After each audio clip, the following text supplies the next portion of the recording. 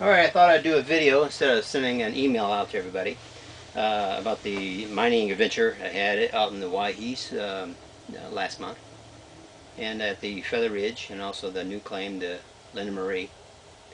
The Linda Marie was really productive. I got a lot of good agate out of there, out of that hole. And in fact, it wasn't a very big hole either. It was really productive for such a small hole we dug.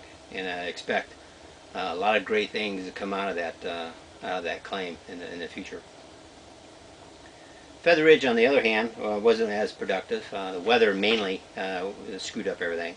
The high winds and rain. And when it gets rainy out there in the Waihees after several days, the roads get really slick, and you're going nowhere. You'd be stuck out there until the roads dry out. Luckily, it rained on maybe just a day or two, and it dried almost the same day. But anyway, the Feather Ridge, I dug at a new hole, and it didn't produce very much. I spent a week at that hole, maybe got 3 buckets, stuff that was good. I was kind of frustrated there. I filled in the hole. I was ready to go home, and only had a week. I had another week to dig. So Jake, went into town and got some fuel, and I talked to Jake about it. And he said to go back to Feather Ridge, back to the original hole where we dug last year, and right where the excavator was sitting, where he was sitting and digging, to go to the right. I said, well, okay, go to the right. He says, yeah, go north to where it was sitting, and I think there's some good agate there that way. And I said, well, they got to dig another new hole to try to find the wall where the excavator was sitting last year, and so I went back out there, and the weather kind of cleared up a little bit, so I had nothing else to do. So I went back in there, dug the hole, and trying to find the spot where we originally started, and found the wall where the excavator was sitting, and the wall faced north.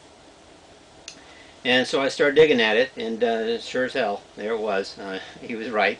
Got some good agate out of there. Got some really nice botryoidal specimens out of there too.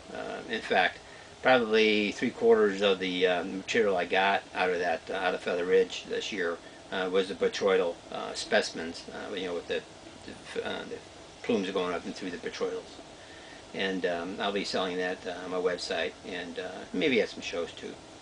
But anyway, the Linda Marie was really productive, and what I'm going to do is I'm going to show you what came out of that, out of the Linda Marie, and the different types. And since you're not here and you can't pick out the rough yourself, I'm going to show you all the different types and what to expect if you buy some rough, because I'm going to be selling the rough in bulk, just in the medium flat rate box. And it's really great green plume. I love it. If you saw on my website, you saw the cabs that I made, and from the rough, and they came out just great. So anyway, without further ado, I'll go ahead and go through the different types of Linda Marie, and show you the different aspects of it, so you know what you get when you buy the rough.